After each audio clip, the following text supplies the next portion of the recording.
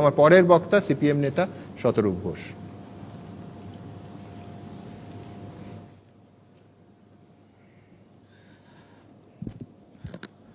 নমস্কার। আপনাদের অনেকের মনে থাকবে আনন্দবাজার পত্রিকায় বিখ্যাত সাহিত্যিক সঞ্জীব চট্টোপাধ্যায়কে উনি একটা ইন্টারভিউ নিয়েছিলেন, প্রকাশিত হয়েছিল জ্যোতি বসু, তখন জ্যোতি বসু মুখ্যমন্ত্রী। জ্যোতি বসু কথা প্রসঙ্গে ওনাকে বলেছিলেন যে আমরা যখন সরকারে আসছি তার আগে এরকম প্রচার হচ্ছিল আমাদের বিরুদ্ধে, যারা কমিউনিস্ট, এরা নাস্তিক, এরা ক্ষমতায় আসলে বাংলা থেকে লক্ষ্মী পুজো উঠে যাবে। আমি কথাটা এই কারণে বলছি, এই যে আমাদেরকে নিয়ে একটা প্রচার করার চেষ্টা হয়েছিল বা হয়ে চলেছে, এখনো আছে, যে বামপন্থী হওয়া মানে, বামপন্থীদের হাতে ক্ষমতা যাওয়া মানে বাধ্যতামূলক নাস্তিকতা মানুষের ওপর চাপিয়ে দেওয়া। বাস্তবটা কি, ঘটনাটা কি? 34 বছর আমরা সরকার চালিয়েছি। আমরা জানতাম যে একটা ভারতের সংবিধান অনুযায়ী যে সরকারে আসবে তার কাজ হচ্ছে সবার জন্য পড়াশোনা করার ব্যবস্থা করা, সবার জন্য স্বাস্থ্যের ব্যবস্থা করা, সবার জন্য চাকরি বাকরির ব্যবস্থা করা, এবং সমস্ত মানুষ যাতে নিজের ইচ্ছে মতো নিজের ধর্ম পালন করতে পারেন সেটাকেও নিশ্চিত করা। যেটাকে সুমনদা বললেন নেতাজির কথা বলতে গিয়ে, নেতাজির স্বধর্ম পালনে কোনো দ্বিধা ছিল না। দ্বিধা থাকবে কেন একজন মানুষের স্বধর্ম পালনে? প্রশ্নটা হচ্ছে পরধর্মকে তুমি অপমান করবে কিনা, সেইখানে প্রশ্নটা। আমি উদাহরণটা এই কারণে বলছি, 34 বছর সরকার চালানোর পরে যদি দেখা যায় সবার জন্য চাকরির ব্যবস্থা করা, শিক্ষার ব্যবস্থা করা, স্বাস্থ্যের ব্যবস্থা করায় আমরা 100-এ কেউ বলতে পারে 80 পেয়েছি, কেউ বলতে পারে 20 পেয়েছি, কেউ বলতে পারে 70 পেয়েছি, কিন্তু পশ্চিমবাংলার প্রত্যেকজন মানুষ যেন নিজের ইচ্ছে মতো নিজের ধর্ম পালন করতে পারেন, এই প্রশ্নে বামফ্রন্ট সরকার 100-এ 100 পেয়েছে। একটা লোক, আমাদের একজন বিরোধী আমাদের 1 নম্বর কাটতে পারবে না। তথাগতবাবু রাহুলবাবু ওনারা রয়েছেন এখানে, ওনারা তো শুভেন্দু অধিকারীর মতো তৎকাল বিজেপি নন, সেই সময় ওনারা বিজেপি করেছেন। আমার বিশ্বাস ওনারাও এখানে একমত হবেন। যখন বামফ্রন্ট সরকারের সময় যখন বিজেপিকে নেতৃত্ব দিয়েছেন, কোনোদিন আমাদের বিরুদ্ধে আর 5টা ব্যাপারে সমালোচনা করেছেন, তার 5টা ঠিক হতে পারে, ভুল হতে পারে, কিন্তু বামফ্রন্ট সরকারের সময় যেরকম আসানসোলের ইমাম সাহেবের মতো কোনো ইমামের ছেলেকে দাঙ্গায় খুন হতে হয়নি, তেমন বামফ্রন্ট সরকারের সময় সরস্বতী ঠাকুরকে বডিগার্ড নিয়ে আসতে হচ্ছে পুজো হবে বলে, এই দৃশ্যও বাংলাকে কোনোদিন দেখতে হয়নি। আমরা নিশ্চিত করেছিলাম প্রত্যেকজন মানুষ যেন স্বধর্ম, যেরকমভাবে নেতাজির কোনো দ্বিধা ছিল না, বাংলার একজন মানুষেরও যেন স্বধর্ম পালন করার প্রশ্নে কোনো দ্বিধা, কোনো ভীতি না থাকে, এটাকে আমরা নিশ্চিত করেছিলাম। তার জন্য জ্যোতি বসুকে, বুদ্ধদেব ভট্টাচার্যকে কখনো মমতা ব্যানার্জির মতো সকালবেলা ঘুম থেকে উঠে কালীঘাটে কালী মন্দিরে পুজো দিয়ে, দুপুরবেলা রেড রোডে গিয়ে নামাজ পড়ে, বিকেলবেলা গঙ্গার ঘাটে গিয়ে ছট পুজোর কলা ভাসিয়ে সেকুলার হতে হয়নি। ওনাদের একটা সহজ দর্শন ছিল যে সরকার সরকারের জায়গায়, ধর্ম ধর্মের জায়গায়। সরকারের লোক ধর্মস্থানে ঢুকে মাতব্বরি করবে না, আর ধর্মকে নিয়ে রাজনীতি হবে না। এইটুকু বজায় রাখা গেছিল পশ্চিমবাংলায়। না দুর্গাপুজো, না ঈদ মহরম, কোথাও কোনো সমস্যা হয়নি। আমাদেরকে আপনাদের পছন্দ ছিল না, নতুন সরকারে এসছেন, আমাদের অনেক কিছু ভেঙেছেন। সিঙ্গুরের কারখানা ভেঙেছেন, স্কুল সার্ভিস কমিশন ভেঙেছেন। এই সাধারণ রাজনৈতিক বোঝাপড়াটা, এই সাধারণ অ্যাডমিনিস্ট্রেটিভ বোঝাপড়াটা ভাঙার খুব দরকার ছিল, যে ধর্ম আর রাজনীতিকে মেলানো হবে না।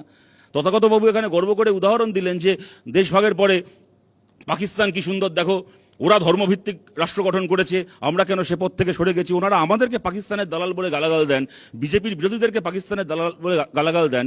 ভারতের মাটিতে যদি পাকিস্তানের সত্যি কোনো দালাল থেকে থাকে তা হচ্ছে বিজেপি, আরএসএস, যারা কথায় কথায় আমাদেরকে পাকিস্তান দেখিয়ে বলে ওই দেখো পাকিস্তান ওরকম হয়েছে, আমাদেরকেও ভারত থাকলে হবে না, ভারতকেও পাকিস্তান হয়ে উঠতে হবে। আমাদের রাজ্যে আপনারা জানেন একটা সময় ঈদের নামাজ পড়া হতো। ঈদের দিন যে নামাজ, কলকাতা শহর বা তার আশপাশের অঞ্চলের মানুষেরা নামাজ পড়তেন শহীদ মিনার ময়দানে। সেই সময় পরপর কয়েক বছর, বামফ্রন্ট সরকার তখন, সেই সময় পরপর কয়েক বছর বর্ষাকালে ঈদ হচ্ছে, তো শহীদ মিনার ময়দানে জল কাদা, সেখানে অসুবিধা হচ্ছে নামাজ পড়তে। জ্যোতি বসু আর্মির সঙ্গে কথা বলে রেড রোডে নামাজ পড়ার ব্যবস্থা করলেন। তবে থেকে রেড রোডে ঈদের দিন সকালবেলা নামাজ পড়া শুরু হলো। কিন্তু কোনোদিন আপনারা কল্পনা করতে পারতেন যে জ্যোতিবাবু তা বলে ঈদের নামাজ পড়ার মঞ্চে দাঁড়িয়ে একটা ধর্মীয় মঞ্চকে হাতে মাইক নিয়ে বিরোধীদেরকে গালাগাল দিয়ে নিজের পার্টির ভোট প্রচার করার কাছে ব্যবহার করবেন? আপনারা কোনোদিন কেউ কল্পনা করতে পারেন? মমতা বন্দ্যোপাধ্যায় ওনারা দাবি করেন উনি নাকি দুর্গাপুজোকে ইউনেস্কোর খাতায় তুলে দিয়েছেন। সে তুলে দেওয়ার কি নমুনা? 5 দিন দুর্গাপুজো হয়, প্রথমে বাঙালি লাইন দিয়ে প্যান্ডেলে প্যান্ডেলে ঠাকুর দেখতে যায়, তারপরে বিসর্জন কার্নিভাল হয়। ওখানে মমতা বন্দ্যোপাধ্যায় প্যান্ডেলে যান না, উনি চেয়ারের ওপর বসে থাকেন। ওনার সামনে লাইন দিয়ে একটার পর একটা দুর্গা ঠাকুর প্যারেড করতে করতে বেরিয়ে যায়, উনি চেয়ারে বসে পায়ের ওপর পা তুলে দুর্গা ঠাকুরকে স্যালুট করেন। এই কোত্থেকে শুরু হলো? ইউনেস্কোর খাতায় দুর্গাপুজো উৎসব, তার মানে উৎসব মানে শুধুমাত্র একটা উৎসব নয়, আর্টের একটা, কালচারের একটা এক্সট্রাভ্যাগেন্স প্রতিষ্ঠিত হওয়া। আপনারা জানেন তপতি গুহ ঠাকুরতার তার একটা রিসার্চ, সেই রিসার্চকে পরবর্তীকালে ইউনেস্কো তার ভিত্তিতে স্বীকৃতি দেয় যে দুর্গাপুজো হচ্ছে ওয়ার্ল্ড হেরিটেজে অন্তর্গত হবে, কেননা এখানে আর্ট অ্যান্ড কালচার, শুধুমাত্র এটা কোনো ধর্মীয় অনুষ্ঠানে আর সীমাবদ্ধ নেই, আর্ট এবং কালচারের একটা মাইল ফলক হয়ে গেছে পশ্চিমবাংলার দুর্গাপুজো। তপতি গুহ ঠাকুরতা যার রিসার্চটাকে কেন্দ্র করে মমতা বন্দ্যোপাধ্যায় এমনকি দুর্গাপুজোটাকেও নিজের অনুপ্রেরণায় চালিয়ে দিচ্ছেন। এই রিসার্চের সময়কাল কি ছিল পশ্চিমবাংলায়? 2002 থেকে 2012 সাল। বামফ্রন্ট সরকারের সময় সংগৃহীত ডেটার ভিত্তিতে তপতি গুহ ঠাকুরতার এই রিসার্চ, এই পেপার, যা কিনা ইউনেস্কো পরবর্তীকালে অ্যাডাপ্ট করেছে। তার মানে এই নয় যে বামফ্রন্ট সরকারের দয়ায় দুর্গাপুজো হয়েছিল। বামফ্রন্ট সরকারের বহু আগে থেকে দুর্গাপুজো পশ্চিমবাংলার সবচেয়ে বড় উৎসব, পশ্চিমবাংলার মানুষের সবচেয়ে বড় উৎসব, এবং দুর্গাপুজো তার সাংস্কৃতিক গরিমায় উজ্জ্বল। কোনোদিন কেউ কল্পনা করতে পারতো না বুদ্ধদেব ভট্টাচার্য একটার পর একটা পুজো উদ্বোধনের মঞ্চে যাবেন, মঞ্চে দাঁড়িয়ে ভুলভাল চণ্ডীপাঠ করবেন, চণ্ডীপাঠের লাইন ভুলে গেলে পেছনে একজন সাহিত্যিককে কি গায়ককে 2 লাইন ছেড়ে দেবেন, তারপরে দাঁড়িয়ে দুর্গাপুজোর মঞ্চে দাঁড়িয়ে ভোটের প্রচার করবেন যে দেখো আমার দল ভালো, বাকি দলগুলো খারাপ, তোমরা পরের বারও আমাকে ভোট দিও। কল্পনা করতে পারতো না কেউ এরকম ভাবে। প্রশ্নটা এখানে খালি ধর্ম নিয়ে রাজনীতি নয়, ধর্মস্থানে যে রাজনীতির প্রবেশ, রাজনীতির অঙ্গনে খালি ধর্মের প্রবেশ নয়, ধর্মস্থানকেও যে রাজনীতির দখলদারির মধ্যে এনে কলুষিত করা, এই উদাহরণ কেউ কল্পনা করতে পারতো না। দুর্গাপুজোর সময় এই আনন্দবাজারে ছবি বেরিয়েছিল একবার, আমরা তখন খুব ছোট, যে অসীম দাশগুপ্ত গড়িয়াহাট মোড়ে দাঁড়িয়ে ট্রাফিক কন্ট্রোল করছেন। কেউ সমর্থন করেছিলেন, কেউ বিরোধিতা করেছিলেন, কিন্তু প্রশ্ন হচ্ছে একটা সরকারের এইটাই কাজ হবে যে মানুষ তার ইচ্ছে মতো স্বাধীনভাবে একটা উৎসবে অংশগ্রহণ করবেন, সরকার যাবতীয় পরিকাঠামো, যাবতীয় সাহায্য দিয়ে সেই উৎসবটাকে সামলাবে, সেই উৎসবে যাতে সব মানুষ নিরাপদে অংশগ্রহণ করতে পারেন সেটাকে গ্যারান্টি করবেন। সরকারের মন্ত্রীরা একটা উৎসব কমিটির মাথায় বসে যাবেন। আজকে পশ্চিমবাংলায় যেরকম প্রায় কোনো পঞ্চায়েত খুঁজে পাবেন না, প্রায় কোনো মিউনিসিপ্যালিটি খুঁজে পাবেন না, মানে কোনো পঞ্চায়েতের কোনো বুথ, কোনো মিউনিসিপ্যালিটির কোনো ওয়ার্ড খুঁজে পাবেন না যেটা কিনা তৃণমূল গায়ের জোরে দখল করে বসে নেই। গোটা বাংলায় বলুন তো যে কটা দুর্গাপুজোর কমিটি খুঁজে পাবেন যার মাথায় কোনো তৃণমূলের কাউন্সিলর, তৃণমূলের ব্লকের নেতা বসে নেই?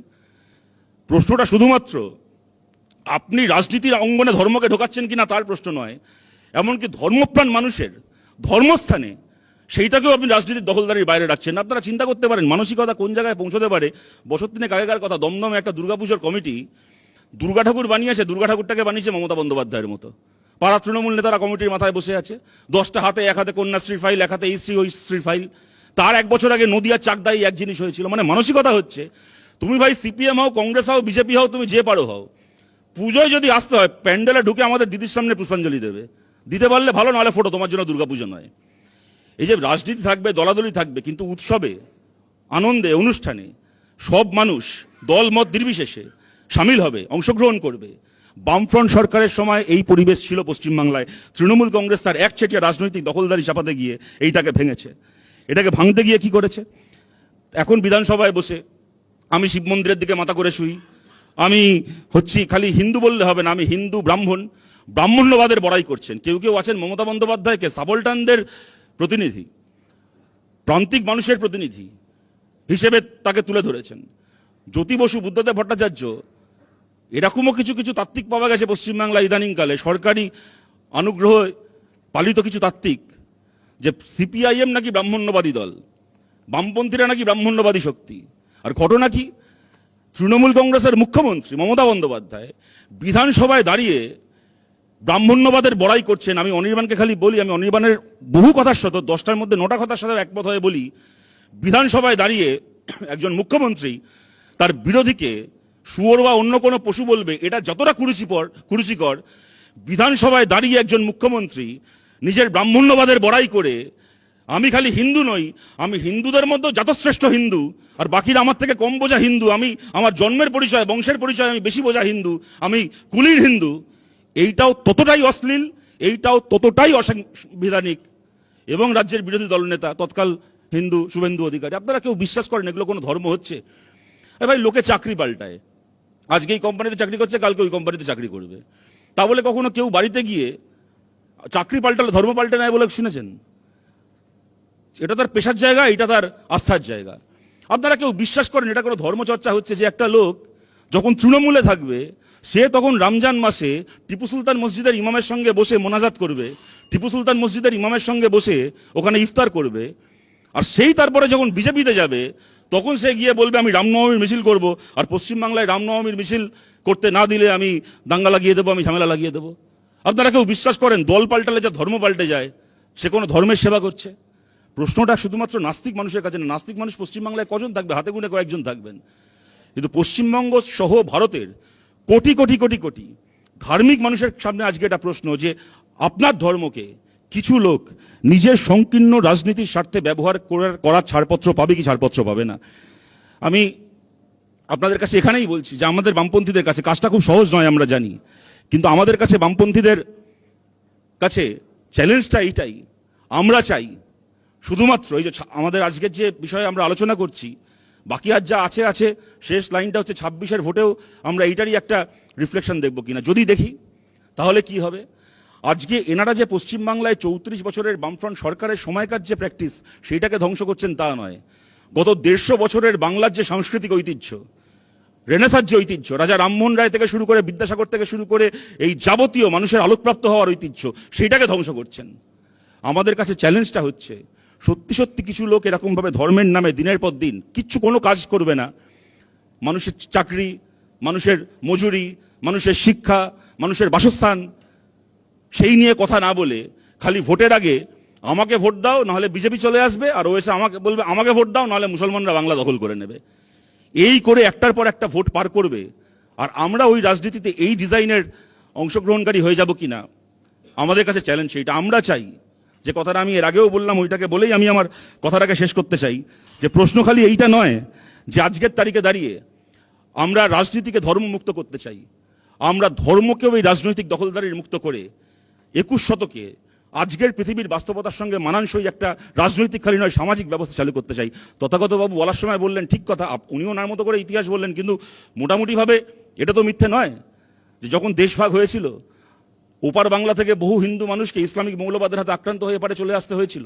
ওনারা খালি এইটুকু বলবেন, এপার থেকে যে বহু মুসলিম মানুষকেও হিন্দুত্ববাদী মৌলবাদের হাতে আক্রান্ত হয়েও দেশ পার করে ওপারে চলে যেতে হয়েছিল সেটা ওনারা বলবেন না। বেশ ঠিক আছে, ওনারা খালি যেটুকু বলবেন আমি সেটুকু নিয়েও যদি বলি, এইটা ঘটনা ওপার বাংলায় ইসলামিক মৌলবাদের হাতে আক্রান্ত মানুষ যখন এপারে এসেছিলেন তখন তার কাছে গিয়ে হিন্দু মহাসভা বলেছিল ওপারে তোমাকে ইসলামিক মৌলবাদের কাছে মার খেয়ে চলে আসতে হয়েছে, এবারে তুমি হিন্দু মৌলবাদের সদস্য হও, হয়ে তুমি আবার মুসলমানকে মারা শুরু করো। এবং তাই সেই মানুষটার কাছে কমিউনিস্ট পার্টিও গেছিল লাল পতাকা নিয়ে, গিয়ে বলেছিল মৌলবাদের হাতে মার খেয়ে রিফিউজি হতে হয়েছে, উদ্বাস্তু হতে হয়েছে, উদ্বাস্তু মানুষের চোখের যন্ত্রণা তুমি জানো, আসো এমন রাজনীতি করো যাতে এই পৃথিবীতে কোনোদিন আর কাউকে উদ্বাস্তু না হতে হয়, সেরকম একটা পৃথিবী আমরা তৈরি করতে পারি। ওপার বাংলা থেকে আসা হিন্দু শরণার্থী উদ্বাস্তু মানুষ এপারে এসে কলোনি গঠন করেছিল, রিফিউজি আন্দোলন করেছিল, তারা মন্দির মসজিদ ভাঙতে যায়নি, তারা স্কুল, কলেজ, হাসপাতাল, নাট্যমঞ্চ তৈরি করেছিলেন। শুধুমাত্র একটা কলোনি নয়, একটা সভ্যতা তৈরি করেছিলেন, সভ্যতার নির্মাণ করেছিলেন। বাংলার সেই সাংস্কৃতিক ঐতিহ্যকে সম্মান করতে পারে এমন একটা রাজনৈতিক ব্যবস্থা, এমন একটা সরকারি ব্যবস্থা আমরা চালু করতে চাই। কিন্তু এই কাজ শুধুমাত্র আমাদের কয়েকজন সিপিএম এর পার্টি মেম্বারের কাজ নয়, এই কাজ করার জন্য আর 5টা প্রশ্নে আমাদের বিরোধীও থেকেছেন যে মানুষ অতীতে, তাদের সবাইকে আমরা আমাদের সঙ্গে চাই। যদি সবাই সঙ্গে থাকেন, আমরা জানি কাজটা কঠিন, কিন্তু তবু আমরা এই কাজটা করার চেষ্টা করব। ধন্যবাদ। ধন্যবাদ শতরূপ। শতরূপ যে জায়গাটা থেকে শুরু করলো সেটা হচ্ছে সত্যি তো, স্বধর্ম পালনে দ্বিধা, স্বধর্ম পালনে আপত্তি থাকবে কেন?